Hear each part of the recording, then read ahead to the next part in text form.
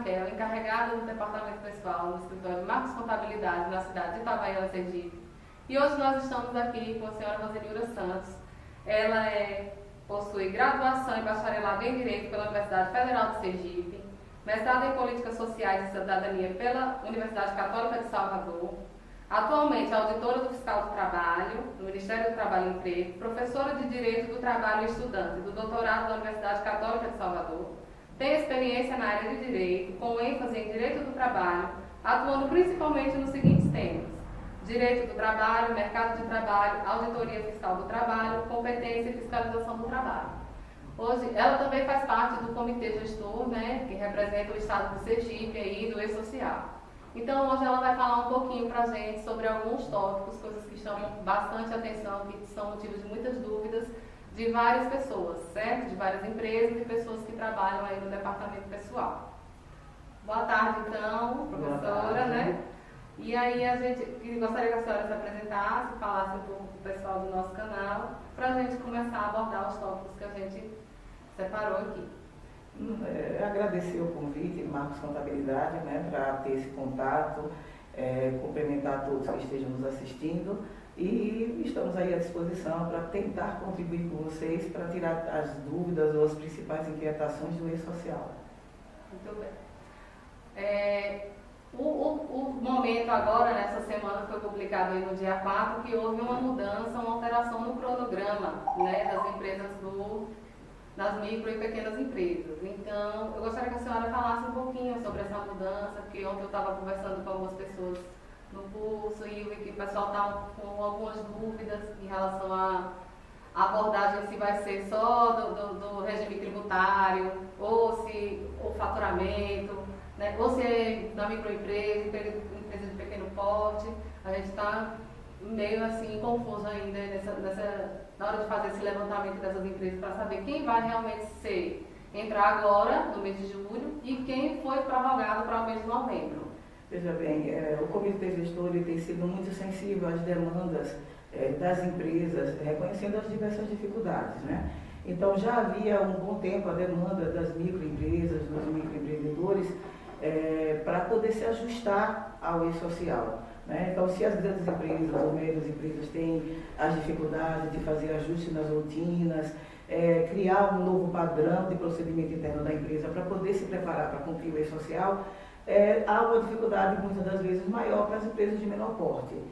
Então, essa decisão, que é recentíssima, né, ainda não há nem instruções ainda para os agentes, para os membros dos órgãos envolvidos, foi recentemente aprovada, mas o critério é o mesmo padrão que foi utilizado para dividir os 2 primeiros grupos. Então, é o critério do faturamento. Então, em janeiro, começaram as empresas com faturamento acima de 78 milhões, agora em julho as demais. E aí veio essa prorrogação, um atendimento a essa demanda especial, e aí você vai fazer do mesmo jeito que fez a apuração de quem estava ou não obrigado em janeiro, vai fazer para saber se o MEI ou a microempresa se enquadra ou não na prorrogação. Certo. Outra dúvida, né? Até uma dúvida minha também, que assim, pelos estudos que a gente já fez, alguns cursos, é muito pouco comentado sobre as empresas sem movimento, né? Como é hoje, a gente sabe que a gente tem a GFIP e a gente geralmente passa a primeira GFIP. Tem um prazo, acho, se não me engano, até 60 dias da data da abertura da empresa. Eu passo uma vez e se ela não chegar a ter movimento durante 1 ano, 2 anos, eu não preciso enviar novamente. E com a social, vai ser assim também? Veja bem, eu tenho dito em vários eventos, palestras e cursos que nós temos participado e ministrado, que o E-Social ele é apenas uma nova forma de fazer as mesmas coisas que a lei já estabelece há muito tempo. Então, veja, como antes do E-Social, como você faz com a empresa que não tem nenhuma movimentação. Aí você já informou na abertura, envia a primeira guia e depois não faz mais nada. Mas tem que lembrar que anualmente tem a RAIS negativa. Então você vai fazer, o E-Social vai funcionar com uma RAIS negativa. Você vai enviar no início de cada ano a informação se dá negativamente, né, dizendo que não teve nenhuma contratação, nenhuma movimentação. Então é utilizando a mesma lógica do que se fazia antes, só que agora vai ser feito de uma forma diferente através dos envios das informações para o e-social. Certo. Outra dúvida também, né? Eu participava de um grupo do e-social, tinha pessoas do Brasil todo e eu via muitos comentários sobre a questão da procuração eletrônica, como que iria ser utilizado o certificado digital.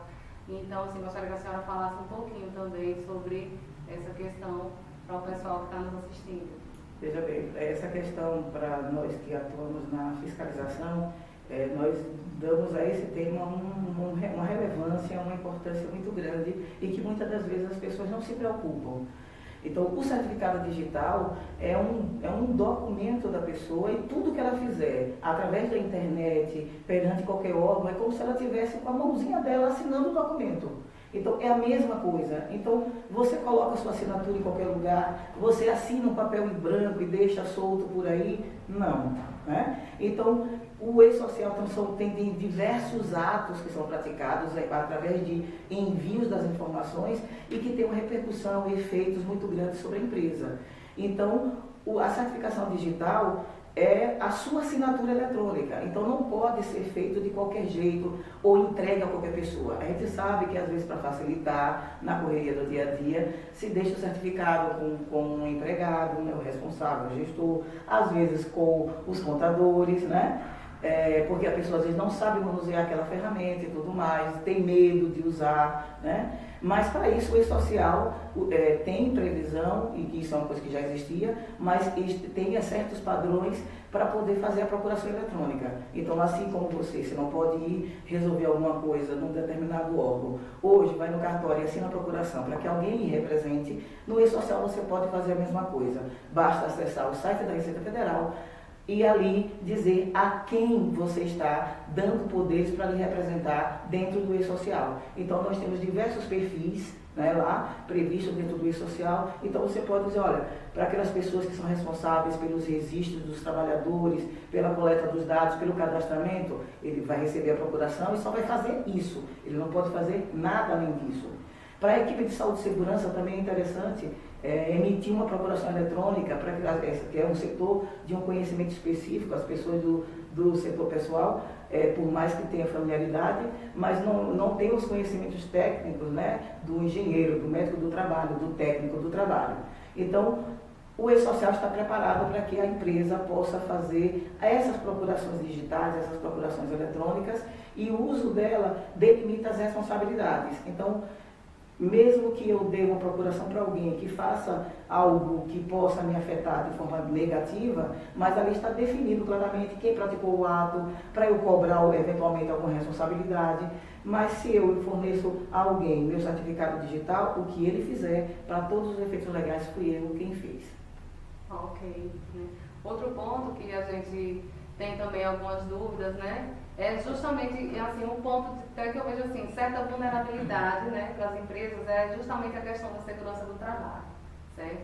A gente, até da contabilidade, né, sente também assim, até uma insegurança, porque assim, o que eu tenho visto hoje, muitos técnicos, às vezes a gente vai para os cursos, difícil ir no curso, encontrar o pessoal da segurança do trabalho, encontrar o pessoal da medicina do trabalho, e a gente fica assim, né, porque foi justamente o que a senhora falou. A contabilidade, ela não tem o conhecimento técnico para passar essas informações, né? E como seria, né? Porque já está previsto agora também para janeiro de 2019, pelo que eu me lembro, vai ser agora todas as empresas, inclusive as que entraram em janeiro, como as que estão agora, em novembro, a não ser que ainda tenha alguma mudança em relação a isso, mas é para em janeiro de 2019 começar a passar todas as informações em relação à segurança do trabalho, né?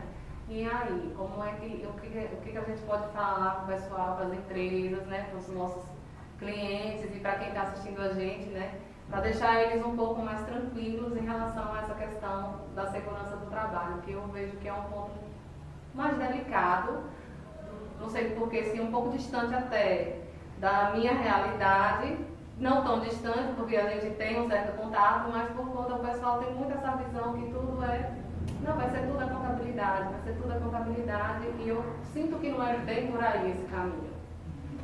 Com certeza.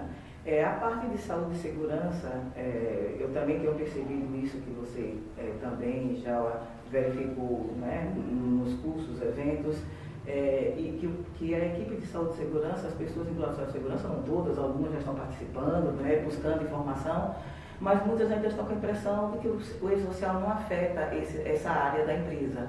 E muito pelo contrário, é uma das áreas que vai exigir mais mudança nas rotinas, nos procedimentos. Então é necessário que essas equipes estejam preparadas, conheçam o e-social para saber quais são seus papéis, suas responsabilidades. E ainda tem um outro fator que eu acho que estimulou um pouquinho isso, né? Às vezes a falta de conhecimento, mas também o cronograma, janeiro de 2019. Aí eu disse, não, é janeiro de 2019, vou chegar lá para novembro, dezembro, aí eu vou parar para ver essa historiazinha aí do e-social. Só que não é bem assim.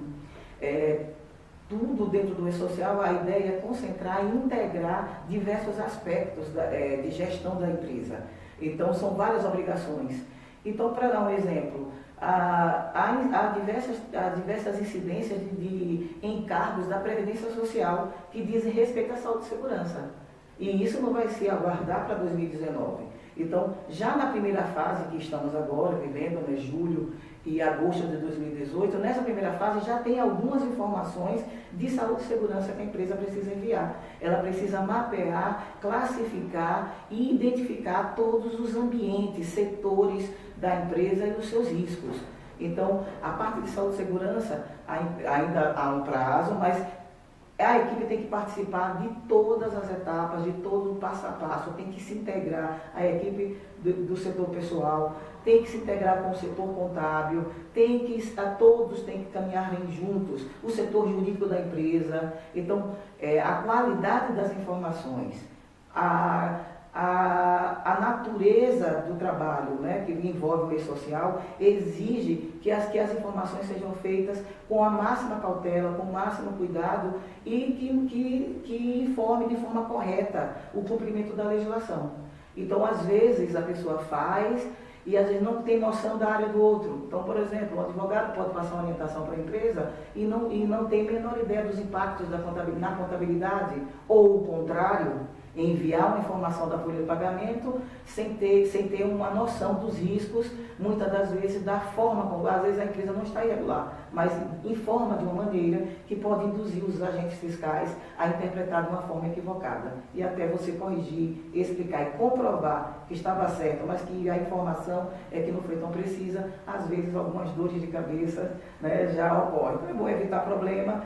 E aí, para mim, o grande segredo para implantar o e-social é a preparação de todos os setores da empresa e a interação entre esses setores. Muito bem. E outra questão, né, que vem assim, eu acho que o pessoal fala sempre assim, hoje mesmo eu recebi uma cliente, ela disse, eu estou assustada, eu estou com medo do e-social. Eu disse, calma, né? Calma, porque assim, eu disse, ela não mudou a legislação, não mudou nada, a gente só vai ter que estar atento à forma, para mudar a forma da gente passar as informações para o governo. A gente vai unificar tudo em uma única declaração, mas a gente tem que estar atento aos prazos, né? E aí assim, e as multas, né? A questão das multas, dos autos de infração. Eu queria que a senhora também falasse um pouquinho para a gente sobre essas questões, para também tranquilizar, né, o pessoal, mostrar que o e-social não é esse bicho tão feio que está todo mundo assim amedrontado. Mas quando a gente não conhece, né, alguém ou alguma coisa, a primeira reação é ter receio, ter medo. E por isso que é importante divulgar, né, o que é o e-social de fato, para não criar esses mal-entendidos. Com relação à aplicação de multas em razão do e-social, essa é uma das acusações para o programa e que não procede. Essa é uma das. A outra acusação é de que o e-social foi feito para aumentar a arrecadação, para aumentar a carga tributária. O e-social não mudou a legislação.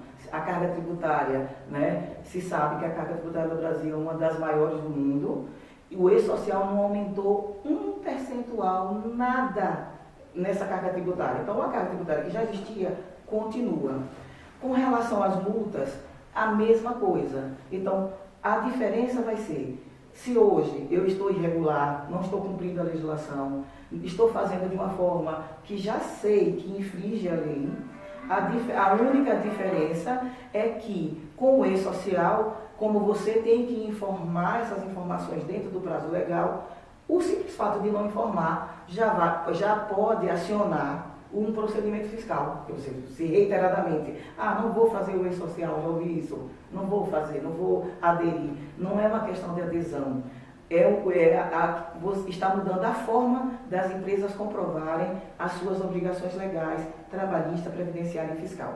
Então, multas que eventualmente no futuro sejam aplicadas usando o e-social são as mesmas multas que hoje, sem e-social, já poderiam ser aplicadas na empresa. Então, medo só pode ter quem não se preparar por e-social e, principalmente, quem insistir em continuar infringindo a legislação. Mas esse risco hoje já existe. Então, são duas acusações que fazem a e-social que não procedem. Não aumentou carga tributária e não tem essa história de multas automáticas chegando pelo correio. Isso é mito, não existe. Agora, daqui a um ano, né, mais ou menos, ou um ano e meio, quando o e-social estiver sólido, aí as fiscalizações vão utilizar esses dados e vai facilitar a verificação de irregularidades. Então, o que poderá no futuro até ter a impressão de que aumentou multa, mas não é em razão do e-social, é porque a ferramenta também vai ser uma facilidade para os agentes de fiscalização para identificar algumas infrações.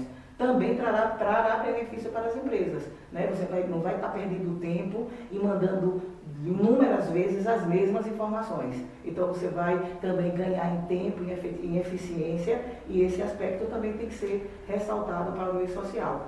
Uma demanda dos empresários é muita desburocratização.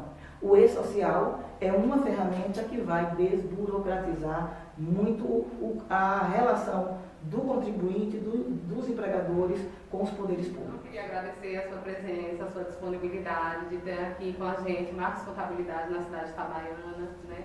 Eu estou participando do curso lá na CDL, né, que a senhora está ministrando esses dias, assim, estou achando muito positivo, super legal. Achei que gostaram do vídeo, deixem seu like, certo? Sigam as nossas redes sociais, o Instagram, @Marcos Contabilidade e o Facebook, ok? E até o próximo vídeo.